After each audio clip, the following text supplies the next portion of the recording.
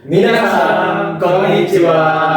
Welcome to our podcast. Nah, pada podcast kali ini kami kelompok 9 kelas PBMJA akan membahas seputar Futoko dan reformasi pendidikan di Jepang. Oke, Futoko itu kayak apa sih, Jaka?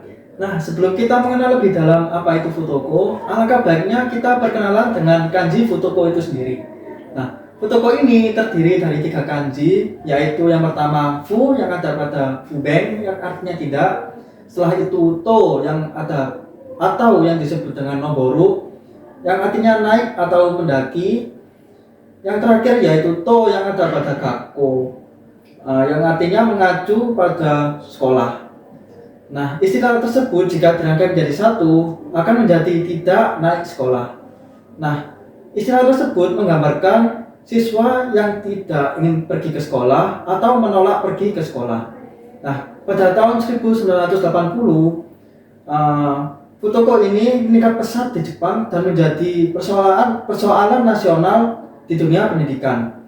Pada tahun 1966, MOE atau Ministry of Education menyatakan bahwa siswa yang tidak hadir tanpa keterangan selama 50 hari akan dinyatakan sebagai Futoko. Nah, namun pada 1991 MOE mengurangi jangka waktunya menjadi 30 hari atau lebih. Nah, begitu. Untuk penyebabnya apa, Rafael? Untuk penyebab Futoko bisa dibagi menjadi 3 faktor ya. Yang pertama ada faktor keluarga, kayak misalnya salah satu anggota keluarga yang meninggal atau mungkin broken home yang dimana individu ini menjadi kena mental yang membuatnya memutuskan untuk Futoko. Kemudian yang faktor yang kedua itu ada faktor sekolah yang dimana lingkungan sekolahnya yang cenderung kompetitif yang membuat individunya itu menjadi kena mental yang membuatnya dia memutuskan untuk jadi Futoko. Atau yang paling sering kita lihat di anime atau ijime yang dimana individu ini karena jadi takut kena ijime lagi jadi mereka memutuskan untuk Futoko. Kemudian yang faktor ketiga ada faktor individu yang berasal dari kesehatan mental dari individu sendiri yang tidak bisa dihindar seperti itu.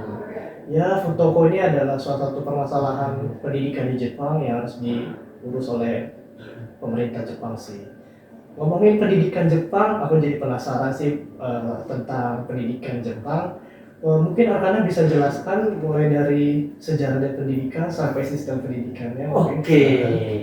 Jadi sebelum ke sejarahnya nih, mungkin kalian udah tahu ya kalau Jepang itu kan dia berada di benua Asia Timur nih. Nah, di mana Asia Timur itu sudah terkena pengaruh ajaran yang namanya Konfusianisme. Nah, Konfusianisme ini itu lebih menekankan kepada pendidikan dan penanaman karakter serta pembelajaran teori dan prakteknya itu berhubungan sangat erat dan tidak dapat dipisahkan. Nah, sejarah pendidikan Jepang pada garis besarnya itu dibagi menjadi 2 masa, yaitu sebelum Perang Dunia Kedua dan setelah Perang Dunia Kedua. Nah, sebelum Perang Dunia Kedua, pendidikan negara Jepang ini itu sangat menekankan perkembangan ilmu, nilai etika dan nilai estetika, serta nilai kesetiaan dan kepatuhan terutama kepada kaisar pada masa itu. Nah, setelah berakhirnya Perang Dunia Kedua pada tanggal 3 November 1946, kebijakan pendidikan Jepang itu mulai dirubah menjadi memfokuskan ke hal-hal yang berbasis kepada hak asasi manusia, lalu kebebasan hati nurani, serta jaminan setiap individu untuk mengemukakan pendapatnya, seperti itu. Nah, dari perubahan yang seperti itu, akhirnya di Jepang menerapkan jenjang pendidikan yang kurang lebih samalah dengan negara-negara lain yang ada di dunia, yaitu SD, SMP, dan SMA yang wajib.